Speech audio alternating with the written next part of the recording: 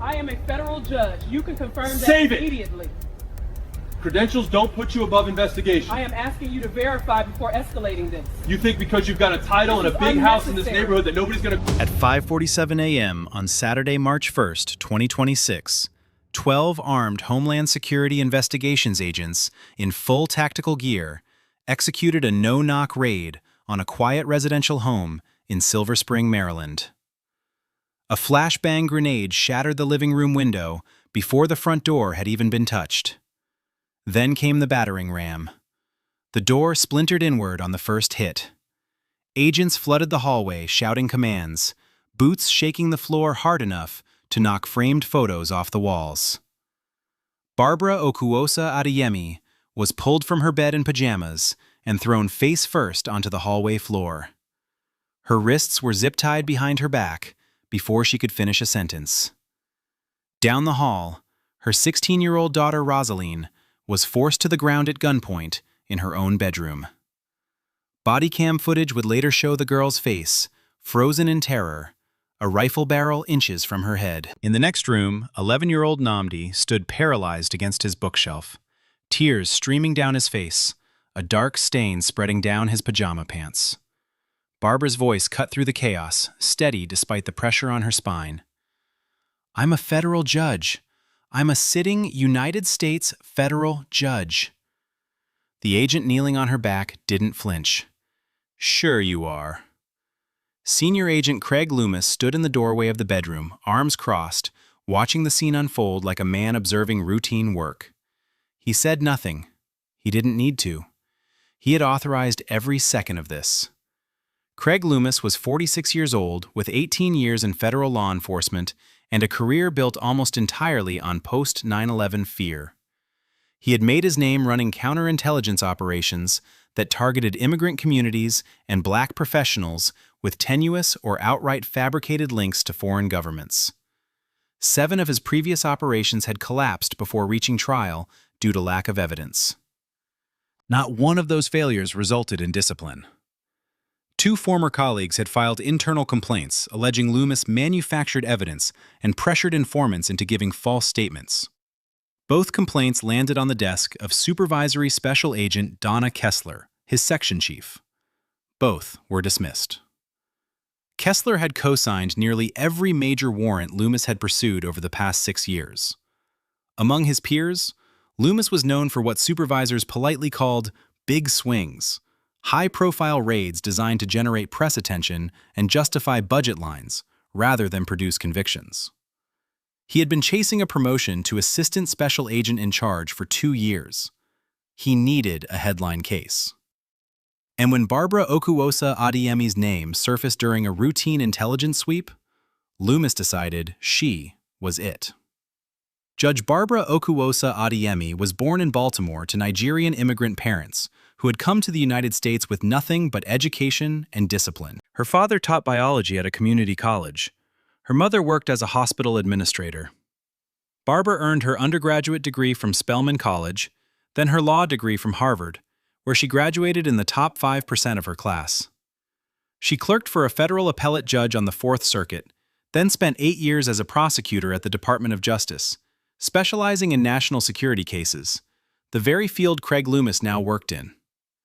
4 years ago, she was appointed to the federal bench for the U.S. District Court for the District of Columbia. Senate confirmed. Respected across the legal profession for her fairness, her sharp intellect, and her willingness to check government overreach in surveillance and civil liberties cases. She was one of only a handful of black women serving as federal district judges in the entire country. Her husband, Dr. Chukwuemeka Okuosa Adeyemi, a cardiologist, had passed away 2 years earlier from pancreatic cancer. Since then, Barbara had been raising Rosaline and Nnamdi alone, balancing a demanding caseload with school pickups, Sunday church, and the quiet grief of a household that still had his reading glasses on the nightstand. She was deeply private, deeply principled, and deeply rooted in her community. She was also, in every measurable way, exactly the kind of person the system was supposed to protect. Instead, the system sent Craig Loomis. 3 months before the raid, Loomis flagged Barbara's name during a broad-sweep intelligence review of individuals with what the agency internally labeled Connections to Nations of Concern. Her connection was this. Her late father, a biology professor who had died in 2016, had traveled to Tehran once in 1994 to attend an academic medical conference. That single trip, over 30 years ago, by a dead man, became the seed of the entire case. Loomis built an affidavit alleging that Barbara maintained undisclosed foreign contacts with Iranian intelligence assets. He cited wire transfers she had sent to elderly family members in Lagos as financial activity consistent with covert channels.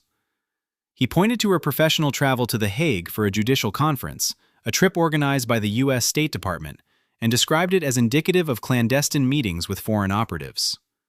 Every claim in the affidavit was either a deliberate distortion or an outright fabrication. No corroborating intelligence existed from the CIA, the NNSA, or the FBI. No other agency had flagged her name. No confidential informant had provided testimony. Loomis submitted the warrant application to Magistrate Judge Howard Pruitt, a 61-year-old jurist with a reputation for moving fast through his docket. Pruitt signed the warrant after a 9-minute review. He asked 0 questions. He requested no supporting documentation beyond the affidavit itself. And with that signature, 12 armed agents were authorized to break down the door of a sitting federal judge and drag her from her bed in front of her children. For 3 hours and 14 minutes, agents moved through every room of Barbara Okuwosa Adeyemi's home, with the efficiency of men who believed they were untouchable. Body cam footage from multiple agents would later document what they seized.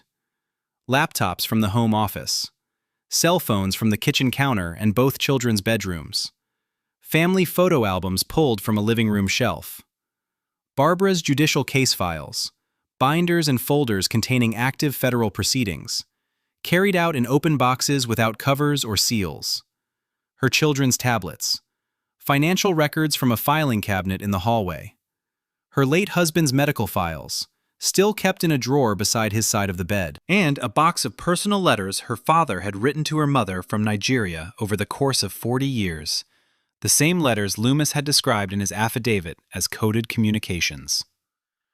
Barbara sat zip-tied in a kitchen chair the entire time, still in pajamas, watching agents dismantle her home around her. She asked 4 times to call her attorney. Each time she was told the request would be processed later. She asked 3 times for her children to be brought to her, denied without explanation. Down the hall, Rosalind sat in her parents' bedroom with an agent by the door, sobbing, asking over and over if her mother was being arrested. No one answered her. In his own room, Nnamdi sat on the floor with his back against the bed, guarded by an armed agent in tactical gear, clutching a stuffed bear his father had given him. He did not speak. He did not move.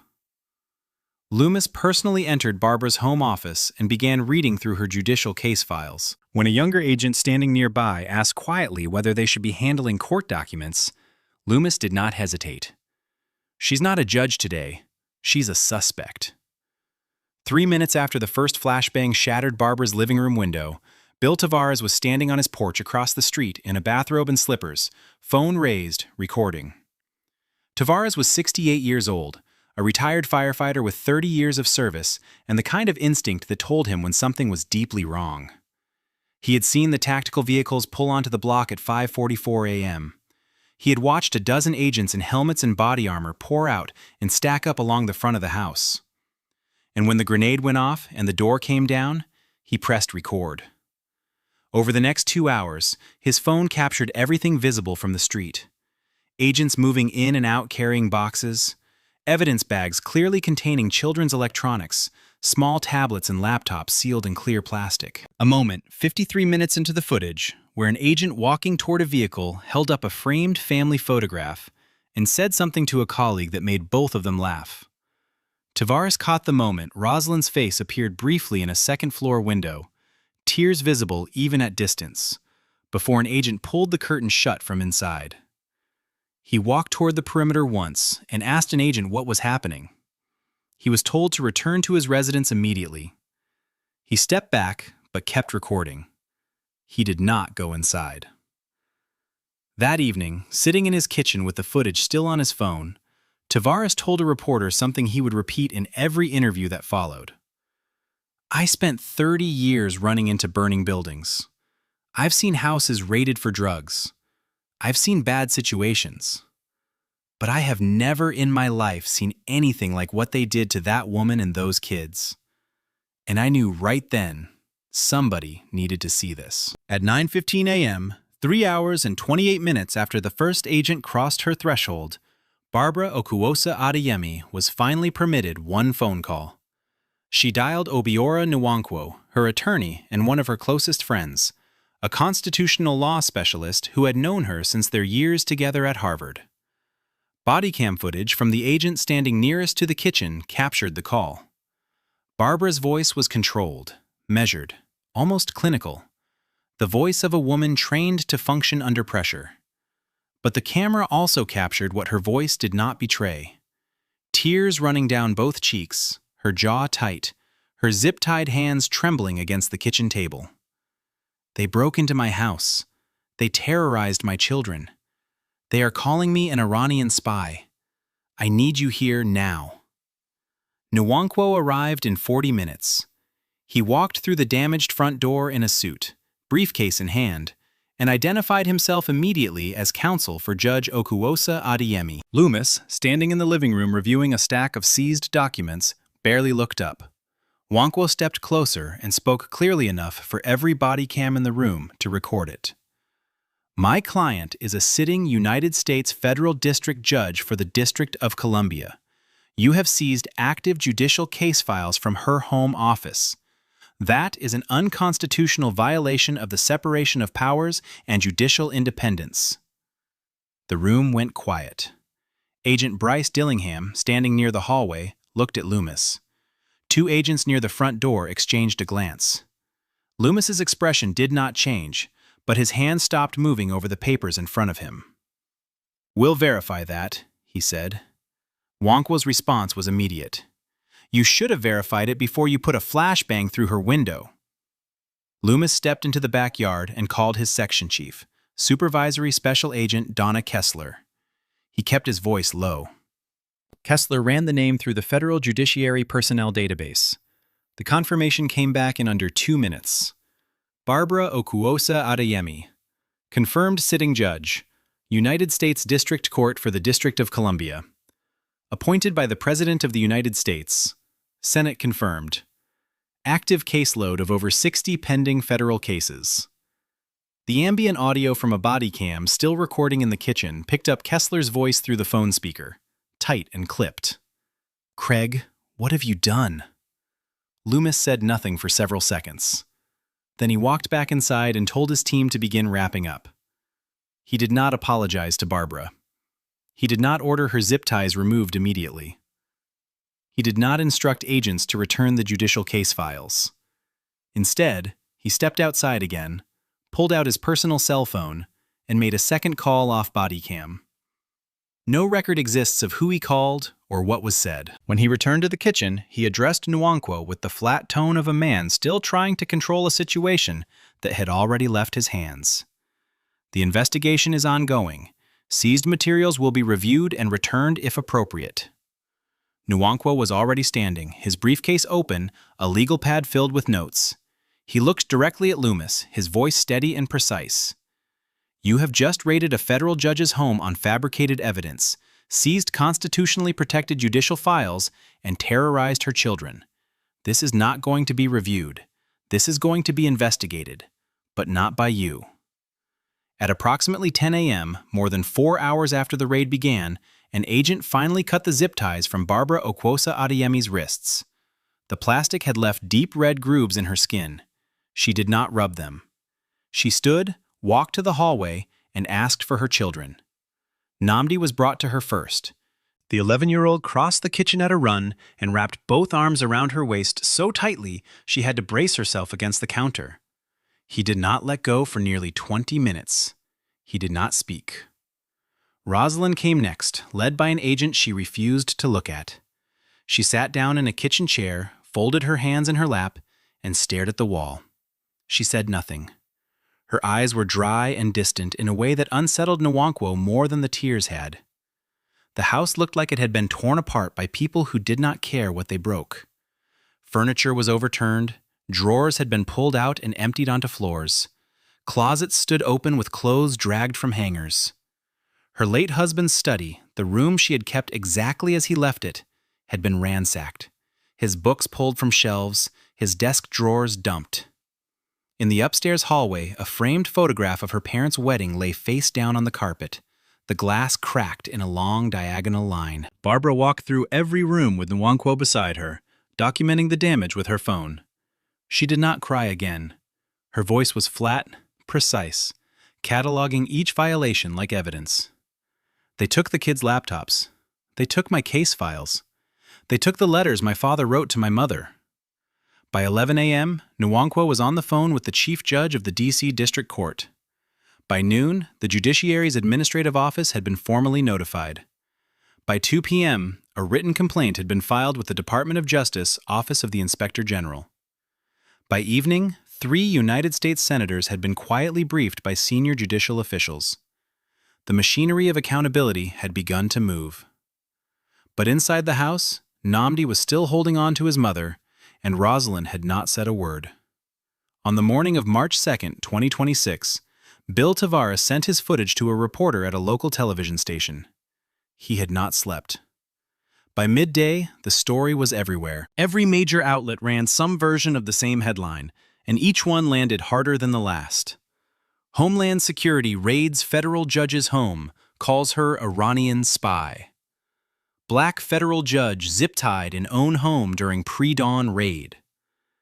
HSI agents seized active judicial case files during raid on judge's home. Legal analysts went on air within hours, calling it one of the most egregious violations of judicial independence in modern American history. Former federal prosecutors described the seizure of active case files as an act that strikes at the foundation of the separation of powers. Civil rights organizations issued formal statements demanding a full federal investigation. The Federal Judges Association, a body that almost never comments publicly on individual cases, released a rare and sharply worded condemnation. Social media erupted. The body cam footage had not yet been released, but Tavares' exterior video was viewed over 4 million times by nightfall. One frame in particular spread faster than any other. Agents in tactical gear carrying labeled evidence boxes down the front steps of the house while, in a second-floor window above them, the face of a child was barely visible behind a curtain, mouth open, crying. That image became the defining picture of the case. By late afternoon, HSI leadership moved. Senior Agent Craig Loomis and Supervisory Special Agent Donna Kessler were both placed on administrative leave pending internal review. Magistrate Judge Howard Pruitt, who had signed the warrant after 9 minutes and 0 questions, issued no public comment. But by evening, sources close to the court confirmed he had retained personal legal counsel. The silence from Pruitt's chambers said more than any statement could have. On the afternoon of March 2nd, Obiora Nwankwo filed an emergency motion to unseal and challenge the search warrant affidavit that had authorized the raid on Barbara Okuosa Adeyemi's home. A federal judge in the neighboring District of Maryland granted the motion within hours, citing extraordinary circumstances involving the constitutional integrity of the judiciary. By evening, the affidavit was public, and when legal analysts began reading it on live television, what they found was not an intelligence case. It was a fabrication held together by distortion and audacity. The Iranian connections that Loomis had cited as the foundation of his case amounted to a single trip to Tehran in 1994 by Barbara's late father, a biology professor who had attended an academic medical conference and had been dead for a decade. The covert financial channels were routine wire transfers, fully documented and tax reported, sent to elderly relatives in Lagos. The clandestine meetings at The Hague referred to Barbara's attendance at a judicial conference organized by the United States State Department itself. She had been formally invited by the federal government to attend the very event Loomis described as evidence of espionage. There was no confidential informant named anywhere in the document, no corroborating intelligence from the CIA, the NSA, or the FBI. No interagency coordination of any kind. Loomis had built the entire case from open-source records, deliberate mischaracterizations of lawful activity, and his own unsubstantiated assertions presented as fact. Former federal prosecutors appeared on every major network, calling it the thinnest affidavit they had ever seen approved by a sitting magistrate. Questions mounted quickly about Magistrate Judge Howard Pruitt's 9-minute review, whether he had read the document at all, and whether the rubber stamping of a warrant this baseless represented its own form of institutional failure. By the evening of March 2nd, the legal filings were done, the phone calls to senators had been made, and the news cycle was burning with her name. But inside the house in Silver Spring, none of that reached the two children trying to sleep in bedrooms that no longer felt safe. Rosalind had spoken fewer than a dozen words since the morning of the raid. She flinched at sudden sounds, the creak of a door, a car engine outside, the neighbor's dog barking. She asked her mother once, quietly, standing in the hallway before bed, "Are they going to come back?" Barbara told her no, but the question hung in the air because Barbara could not promise that with the certainty her daughter needed. Nnamdi had not slept through the night since March 1st. He had begun wetting the bed again, something he had not done since he was 5 years old. On the night of March 2nd, as Barbara tucked him in, he looked up at her with an expression no 11-year-old should carry and asked, "Did you do something bad, Mama?" Barbara held his face in both hands and told him no. She told him she had done nothing wrong. She told him the people who came to their house had made a mistake. But she could see in his eyes that the answer did not land the way it needed to, because the damage was not about information. It was about what had been taken from him. The belief that his home was a place where nothing could hurt him. After both children were in bed, Barbara closed her bedroom door, sat on the edge of the mattress, and called her sister in Baltimore. Her voice, the same voice that had stayed level through zip ties and interrogation and federal motions, finally broke. "They didn't just raid my house. They stole my children's sense of safety. I don't know how to give it back." A child psychologist who would later evaluate both Rosaline and Nnamdi would describe their symptoms as consistent with acute trauma disorder. The report would note hypervigilance, sleep disruption, emotional withdrawal, and regressive behavior. It would note that these symptoms had been caused not by an accident or a natural disaster, but by agents of their own government, in their own home, in the dark. As of March 3rd, 2026, the machinery of accountability is turning, but no one has yet been held to account. Multiple investigations are now open simultaneously, each pulling at a different thread of the same catastrophic failure. The Department of Homeland Security Office of Inspector General has launched a formal probe into Senior Agent Craig Loomis, Agent Bryce Dillingham, Supervisory Special Agent Donna Kessler, and the full approval chain that authorized the warrant. The Department of Justice Inspector General is conducting a separate investigation into whether the raid constituted an obstruction of judicial function, a question with constitutional implications that reach far beyond a single case. The Judicial Conference of the United States, the policymaking body for the entire federal court system, has convened an emergency session focused specifically on the seizure of active case files from a sitting judge's home. In a statement released this morning, the conference called the seizure a direct assault on the independence of the federal judiciary. The FBI has opened a parallel criminal inquiry into whether Loomis fabricated evidence in the affidavit, which, if proven, would constitute a federal crime carrying significant prison time. Congressional leaders from both parties have demanded hearings. Letters have been sent to the DHS Secretary, the Attorney General, and the Director of National Intelligence, requesting full briefings. Loomis, through his attorney, has released a single statement claiming he acted in good faith based on available intelligence. Kessler has not commented publicly. Dillingham has reportedly retained separate counsel and requested to cooperate with investigators. Magistrate Judge Howard Pruitt has been quietly recused from all pending cases on his docket. And the seized judicial files, the active case documents taken from Barbara Okuwosa Adeyemi's home office, have not yet been returned. Among her colleagues on the federal bench, Barbara Okuwosa Adeyemi is described the same way by nearly everyone who knows her work. Principled, thorough, fearless when it matters. Over 4 years on the bench, she built a record that earned respect from prosecutors and defense attorneys alike. But it was her rulings on government surveillance that drew the most attention. She had written multiple opinions pushing back on overreach by federal agencies, including the Department of Homeland Security. She had questioned the scope of warrantless data collection. She had demanded specificity in affidavits where other judges accepted vague language. 2 of her Fourth Amendment opinions had been cited by appellate courts as models of constitutional reasoning. She had, in short, done exactly what a federal judge is supposed to do. She held power accountable.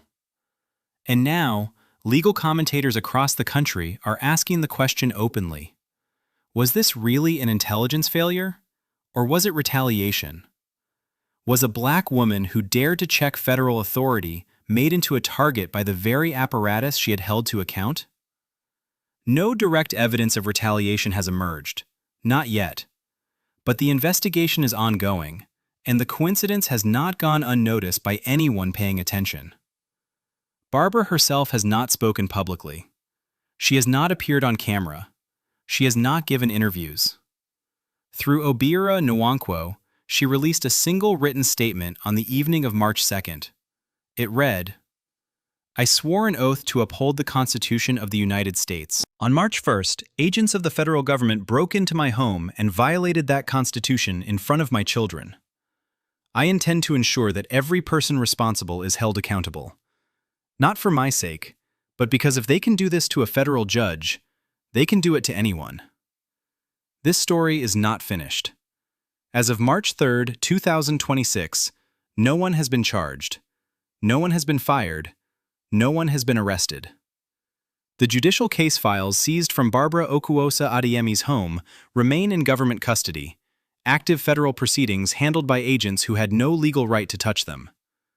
Barbara's children are still not sleeping through the night. Rosaline still flinches when a door closes too hard. Namdi still crawls into his mother's bed before dawn, afraid of the dark in a way he never was before. Craig Loomis is on paid administrative leave, collecting a federal salary from his home, while the woman whose door he broke down tries to explain to an 11-year-old why the people who are supposed to protect them were the ones who came with guns. The investigations are open. The Inspector General is reviewing. The FBI is examining. Congress is demanding answers. But the process is slow, deliberate, and offers no comfort to a family still living in a house with a front door that no longer locks properly, and a living room window still boarded up with plywood, where a flashbang grenade came through before sunrise on a Saturday morning. The public is watching. The legal community is watching. Civil rights organizations are watching. And somewhere in a quiet house in Silver Spring, Maryland, a federal judge is sitting on the edge of her daughter's bed, smoothing her hair, telling her it is safe to close her eyes, knowing that she cannot yet prove that is true. This is not a story with a resolution. Not yet. But the cameras were rolling. The body cam footage exists. The neighbor's video exists. The affidavit is public. The evidence is preserved. And the people responsible have names, badges, and records that are now under a level of scrutiny they never imagined possible. Because when they planned this raid, when they drafted that warrant, when they threw that grenade and broke down that door, they assumed the woman in pajamas on the hallway floor was no one who mattered. They were wrong. This case was disturbing, but the one on the right ends in a way no one expects.